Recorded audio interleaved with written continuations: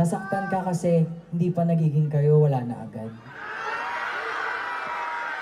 Tandaan niyo to, sabi ni Arthur Miguel, huwag kang magmamahal sa maling panahon.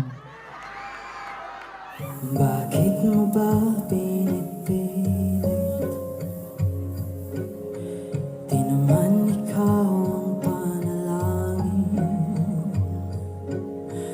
Bakit pa ba umiibig kung sa panaginip lang kita katabi?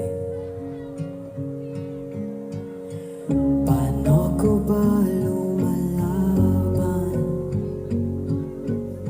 kapag di ikaw ang pinag